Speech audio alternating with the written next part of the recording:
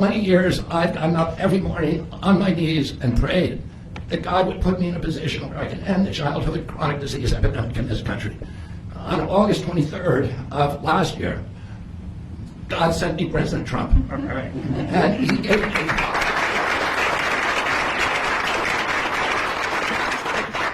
he's now given me, he's kept every promise that he's made to me.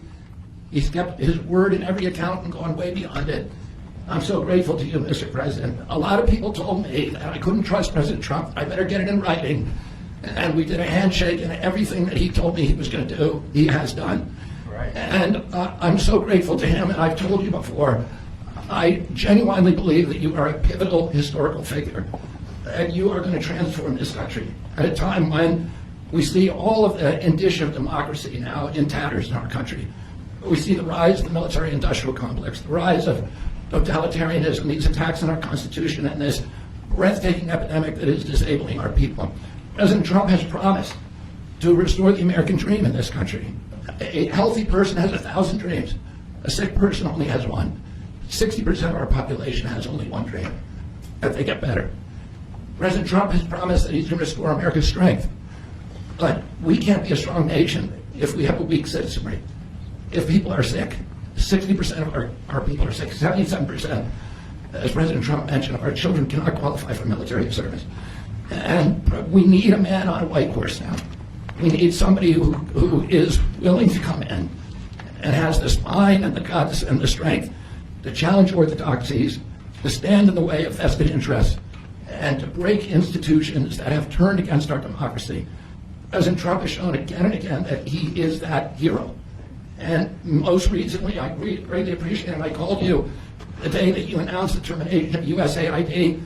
My uncle started USAID in 1961 for humanitarian purposes, to put our country on the side of the poor. It has been captured by the military-industrial complex.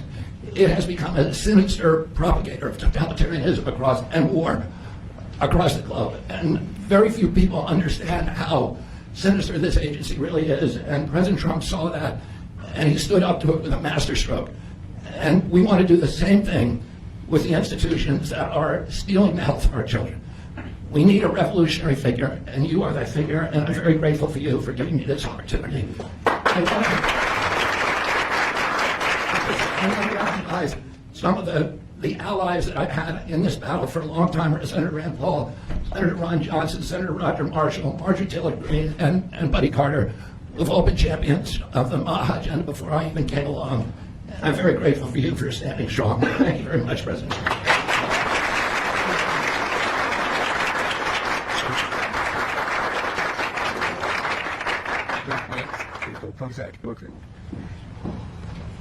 Mr. Secretary, like that, what plans do you have immediately at HHS now that you're sworn in, sir? Just because you're running it, you do a great job. What would you like to That's my see plan. first? He's going to find out a lot of secrets that have been maybe kept from us, but he's going to come up with some solutions to some big problems, self-problems. I think he's going to go down in the record books. I really have confidence. This group is great. Even Rand has confidence.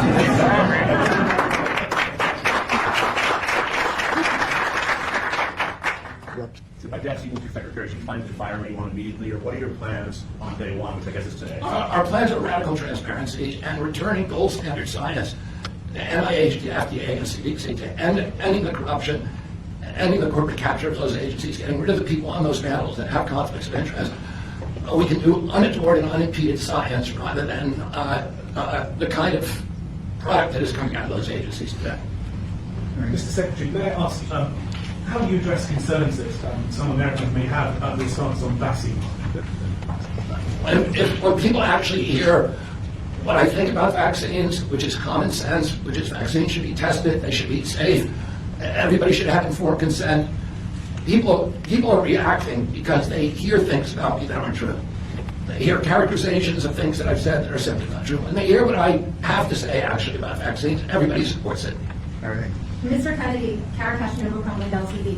What's your message to Democrats in the Senate that fought so hard to keep you from taking this position? And congratulations, by the way. Yeah, President Trump has promised to be the president for all Americans, and he has said to me that he understands that there's no such thing as Republican children or Democratic children. All of our children need to be protected. And whether you're in a blue state or red state, I'm going to do everything I can to work with you, whether you're Democrat or Republican, restore child's health in this country. Mr. Secretary. Great job. Great job. Thank you all very much.